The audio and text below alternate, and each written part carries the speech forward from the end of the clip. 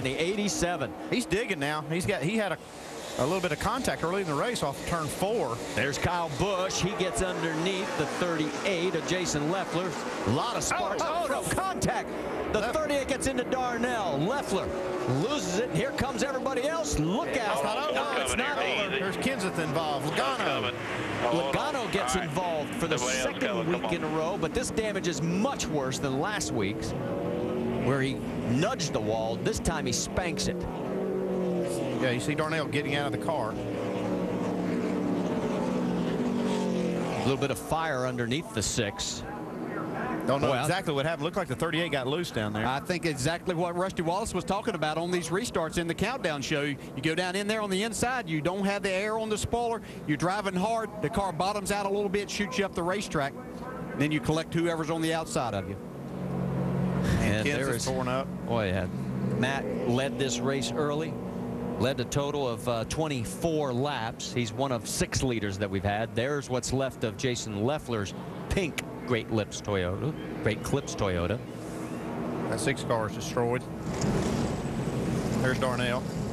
Yeah, Eric, his future in doubt. Roush has said they're trying to find the funding to keep him in that car for next year, but keep him on the team. But so far, nothing. And that's the damage to Joey Logano. And as we said, much more severe than last week's. 3 in a row may have just gone away. See right there, Dave Blaney, the 87, passing these cars on the outside, and right behind them, looks like that 38 just got on the apron, got loose. You can see him correcting it right up into Eric Darnell. He didn't have a great angle. He kind of came down. Tony Stewart gave Jason Leffler a little bit of a break and let him in right there, but then his car bottomed out, as you said, Andy, and shot him up the racetrack.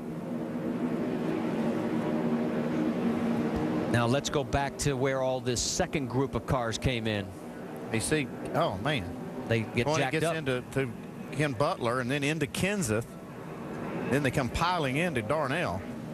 The old accordion.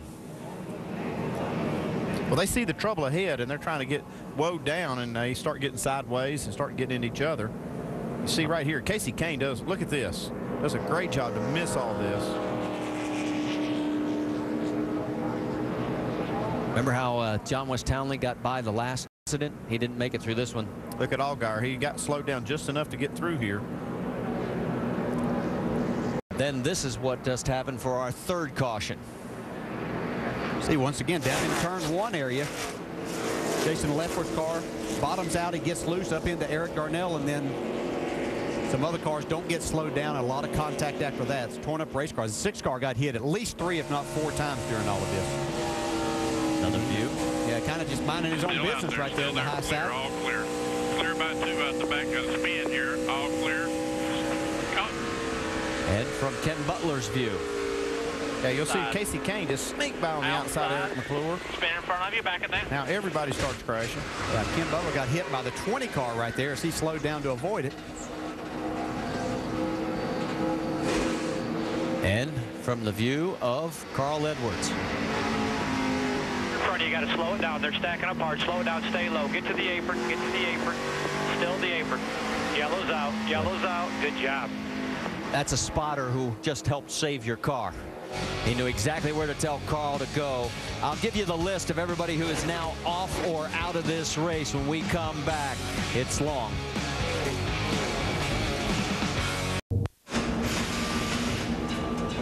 A very frustrated Jason Leffler as he looks at the crew working. The list is long on how many cars are behind the wall right now. We saw Carl drive through it. Let's get with him on the in-race reporter and find out what his thoughts were. Hey, Carl, DJ, you got a copy? I got you, Dale. Well, from our vantage point, that looked pretty close, huh?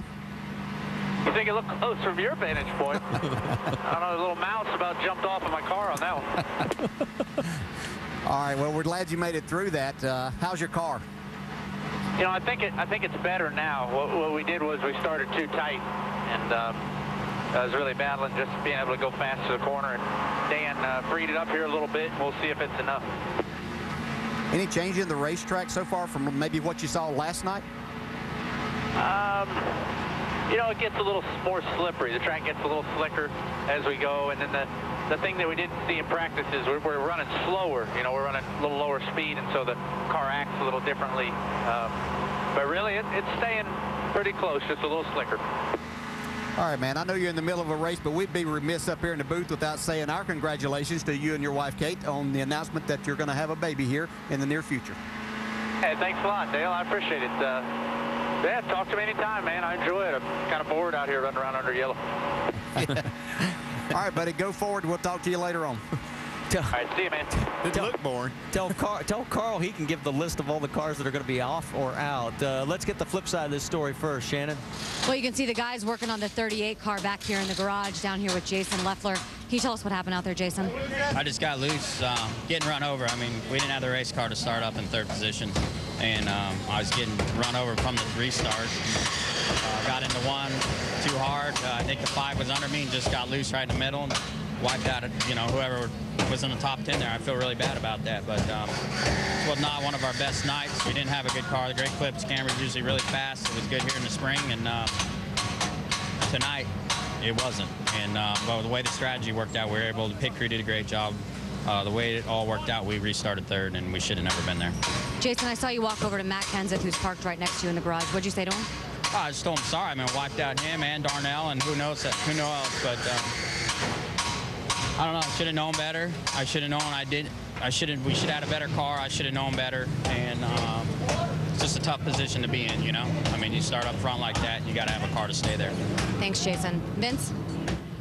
Well, and certainly frustrating for Matt Kenseth as well. He was running up front in this race in the early stages of it. What happened as you tried to slow down there when you saw it happening in front of you? Well, I saw it maybe a little later than some others, but I seen it when I entered turn 1, and I was following Casey, and Casey went outside of that trash pay car, and I followed him out there, and I could see that car spinning and caught me in the left rear there and just got me caught up in an accident. So you knew it was going to be exciting. You had some cars in there that were probably 7 or 8 tenths off some of the other cars because of pit strategy and that 20-lap fuel window deal, so we just kind of got collected up in a mess.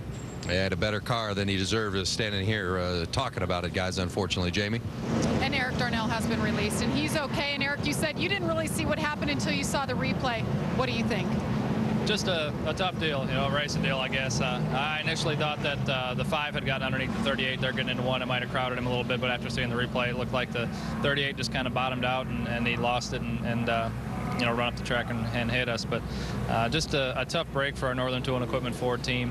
These guys worked really hard in practice at putting a good car underneath me, and we had a solid car tonight.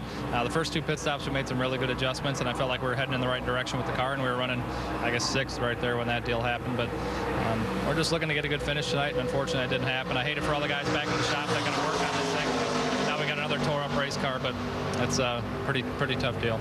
Thanks, Eric. He'll be back in the car next week at Memphis, guys. Yeah, that crash right there was a product of just that cycle of pit stops. It fell in there, that caution that broke them all up, and you had some guys that were staying on the racetrack, and they restarted in front of a lot of fast race cars, and that's what you heard Jason Leffler say. All right, here's the list. Kenseth, Butler, Leffler, Darnell, Stephen Wallace. They're listed as off behind the wall. Hamlin is out, O'Quinn's out, Green's off, Carter off, Ponstein, Stenhouse Jr., Miller, Setzer, Chapman. 13 cars, some of them starting parks, obviously, but a lot of carnage. Now, the lucky dog from Aaron's goes to the 96, this time Michael McDowell, and we missed the one earlier because we got back to the crash so fast. That was Kevin Conway on the last time around.